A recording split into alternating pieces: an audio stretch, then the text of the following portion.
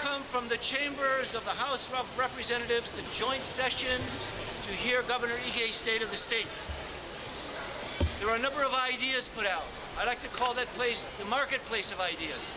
Generally, in the House, we take one meal at a time. Today, we had a whole menu of issues. But it's the ideas that stick are the ones that make the big difference. Remember, the State of the State is a great tradition in American democracy. It's a chance to look back and particularly to look forward, to give a vision about where we are, who we are, and where we are going. The State of the State today, I think, fell short of that. And today, we're not going to criticize, we're going to be constructively analyzing and constructively comparing some of the ideas that were not mentioned. Number one, was the word Hawaiian ever mentioned today? Never. There was a host culture reference. Was there any mention of the correlation between homelessness and the non-funding of Department of Hawaiian Home Lands? No. Zero. There was mentioning of following the law as to the reason why Super Ferry was sunk. But is this governor following the law when Judge Castanetti said you will fund $28 million from the Department of Hawaiian Home Lands? No. There was no following of the law whatsoever, so it's a selective following of the law. Did he say anything about the 27,000 beneficiaries on the wait list for a Hawaiian homeland? No. Did he count up 96 years that the Hawaiians have been not funded to get a homeland? No. Only. So what do we have? We have an emphasis on homelessness, but we don't see a correlation between funding and homelessness of the Hawaiian people. We see a court order that says you will sufficiently fund the Hawaiians, but we don't see any mentioning of even the word Hawaiian in the message.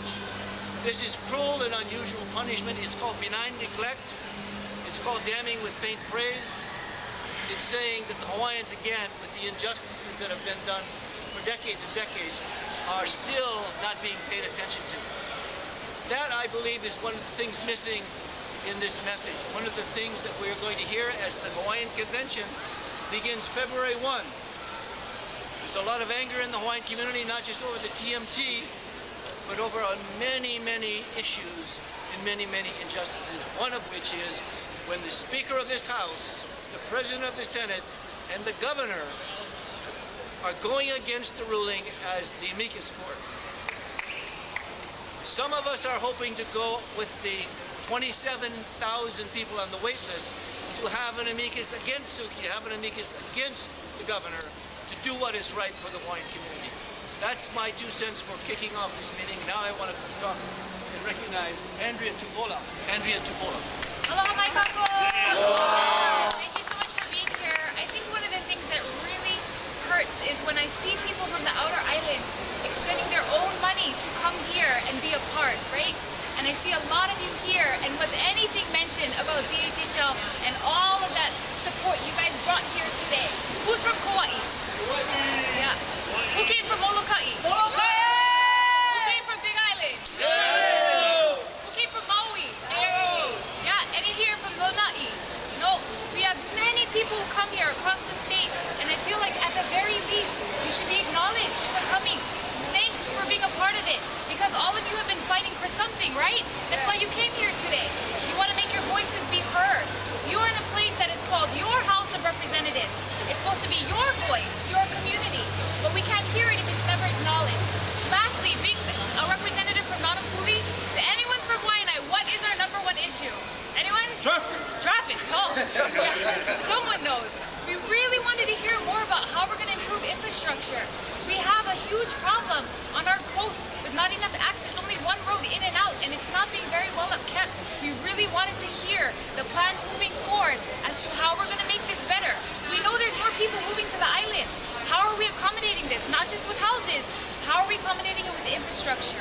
I think those are the questions we need to ask, because even on the outer islands, infrastructure is a big deal. Water rights, yeah? Sewage, things that affect our daily way of living haven't been talked about. Those are real struggles. You know the kind of struggles every day you go home to? Yeah, those are the struggles we want to address so that we really know that the voices of the people have been heard. And I'm going to turn the time over to my colleague, Bob McDermott, the representative from Eva Beach. Good morning, everybody. Good morning. Before I begin, I'd like to acknowledge a kapuna who we all admire and respect in this building, Uncle Joe Tassel. Joe, thank you. Uncle Joe Tassel. Joe comes around and reminds us every once in a while to stay on the straight and narrow, so we appreciate that. I think the takeaway today, one of them was, by not acknowledging the Hawaiian and funding the homeland issue, we don't get it. We don't understand that every Hawaiian we take out of the private economy and get on the homeland that they have earned, that's their entitlement, we free up a home, right? So all this focus on homelessness, we should understand that when we put Hawaiians on their homelands, we free up homes in the private sector. But we're not doing that. And I wish we'd attack the funding of Hawaiian Home Lands like we attacked the homeless issue. Because they're part and parcel. It's two bites at the apple. If you get Hawaiians out of the private sector renting and on homelands that they merit, you free up that private sector home. Secondly, I didn't know this was going to be a Hawaiian rally today. So my take on the governor's speech overall, it was an engineer's speech. He's a very nice man, but it was more of a laundry list of housekeeping issues. The one bright spot I saw was the idea about air conditioning 1,000 classrooms. I thought that was positive. I thought that was good. But other than that, I didn't see any vision, if you will. Just talking about doing things we're supposed to do, like the water fund, like getting tax cheats. I mean, those are things we're supposed to do.